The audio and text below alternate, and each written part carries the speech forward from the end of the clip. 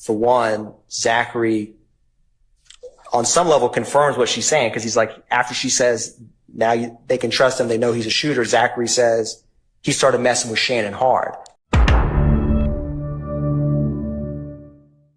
Your Honor, this one, it dovetails with a topic we discussed yesterday.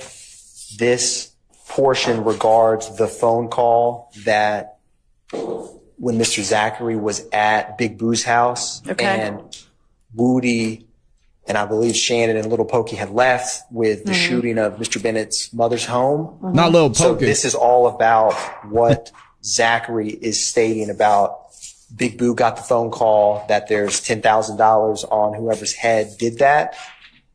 And so the state's argument is similar to what was stated yesterday in terms of the fact that that phone call was made, that Mr. Copeland specifically, also Mr. Zachary, whoever was listening to that call, would have know that there's money on the head of whoever did that. It interweaves into the retaliatory nature of what's going on at that place and time between the two groups. So the state feels that this topic, because Zachary's right there when the phone call's made, it's not as much about what the individual who made the call, if they, what they meant, if they actually had $10,000 on someone's head, but the fact that that's made gives credence to the retaliatory nature, and also their knowledge that obviously putting money on someone's head is a thinly veiled threat of violence to action that. So that's why the state feels Zachary hearing that call is relevant. Okay. Any argument? Mr. Short.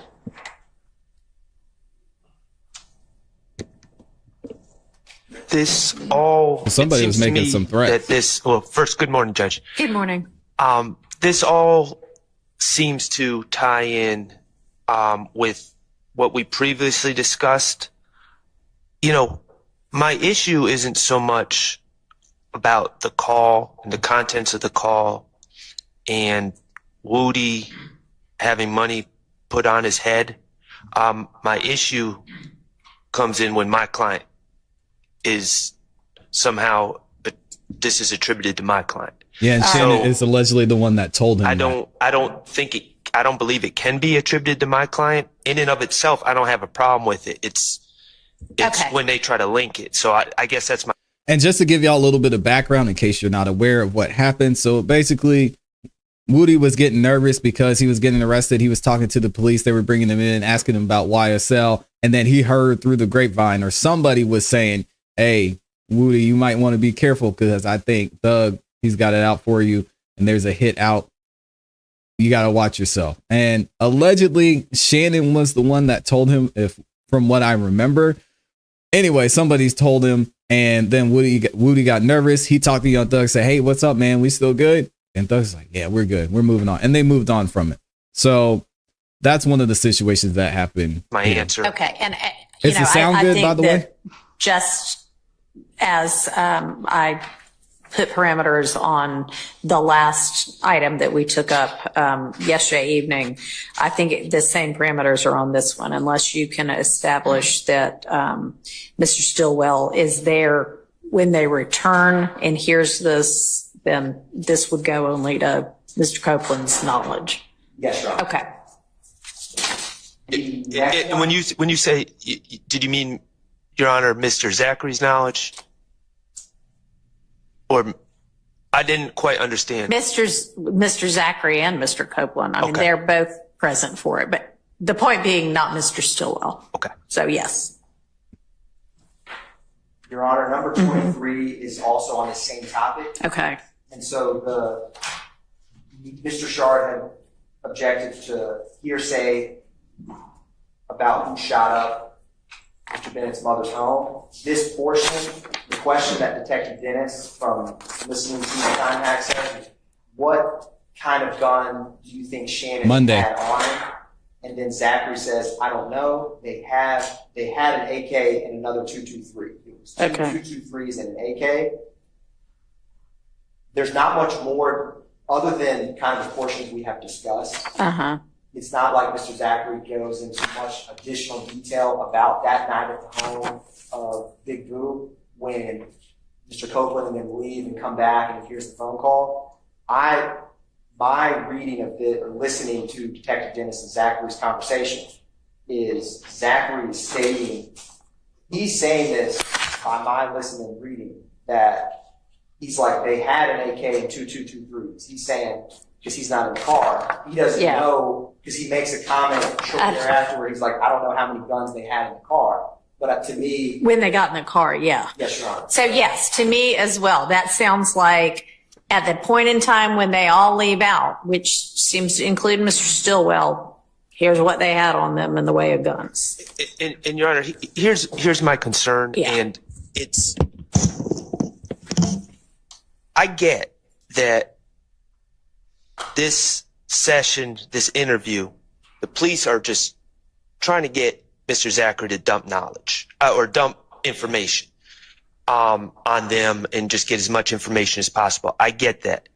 Obviously, the detective's job is a little different than an attorney's job.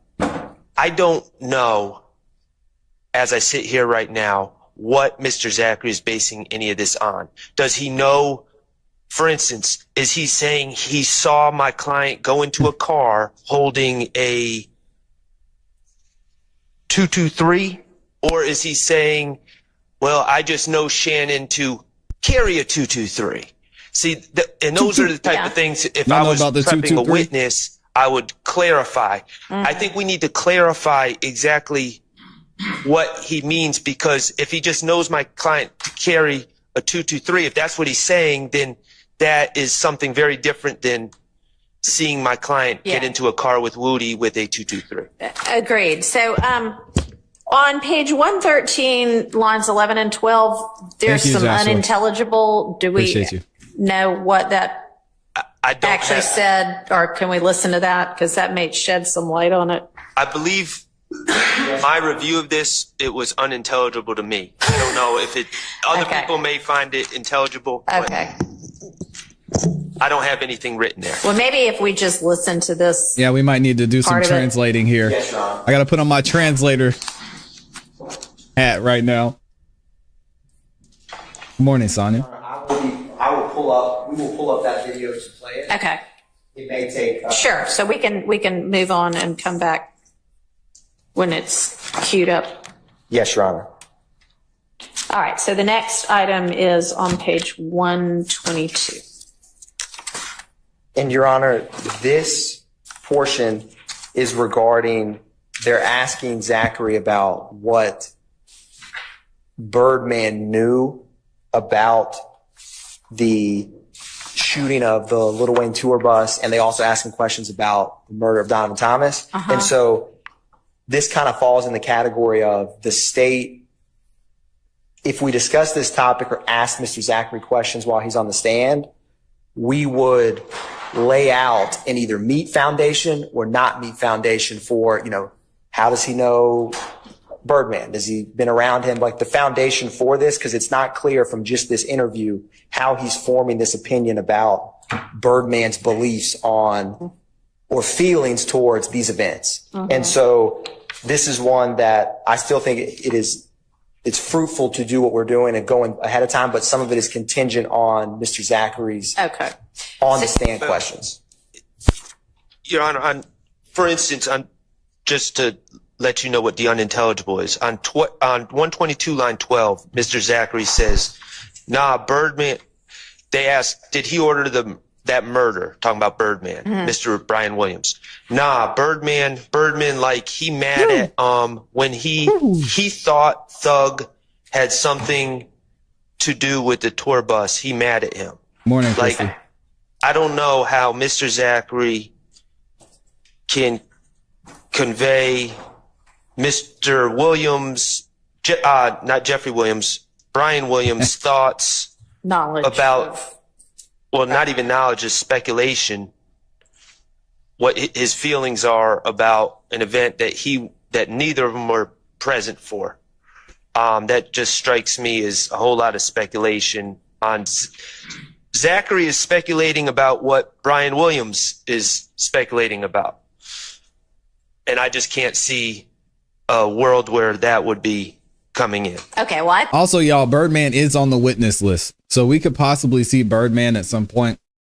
I don't see the need for it unless he just says, yeah, they shot up my bus. I mean, so just a quick note there. I think that Mr. Atkins is essentially conceding that unless the state is able to establish a foundation for how Zachary can testify to what Birdman is feeling, that they wouldn't be able to use this. Right? Correct, Your Honor. Okay. Your Honor. Yes, sir. Turn your mic on, Brian. The state of Georgia had Mr. Brian Williams on their short list. They did not call him. Same with Rich Homie Kwan or Mr. Lamar. I Yeah, the specifically game asked probably won't be called either. the very first witness in the case. He testified several times. I can't remember his name. Belknap. Belknap. He's with City of Atlanta Police Department.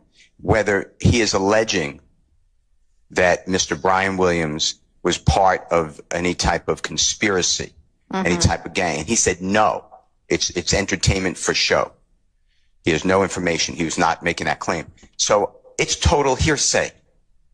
It is. There's no co-conspirator link. This would be just, I heard him say something or I didn't hear him say something. So I would object on that basis. Okay. Besides, No one was hurt. reading someone's mind and what your court said. Okay. Well, I'd like to cross-examine Mr. Brian Williams. What he's saying is, no, I don't think he had anything to do with it anyway, but Your Honor, if I thought Detective Belknap had discussed some of Mr. Birdman was a blood, but we're not saying this is a co-conspirator statement Right. for one, and who the state calls or doesn't call is irrelevant to the evidentiary considerations for today. Sure. Is the state's position. I mean, I agree. I disagree because being a blood, quote unquote, I'm not saying that the gentleman is, I'm not trying to tarnish him or maybe say something accurately, but that's come out in this trial. That's not illegal. Agreed. Okay. Agreed. I just think as to this issue, if and when it potentially arises at trial, we take it up then. But at this point, the state understands that they don't have a foundation to be able to use this. Correct, Your Honor. Okay.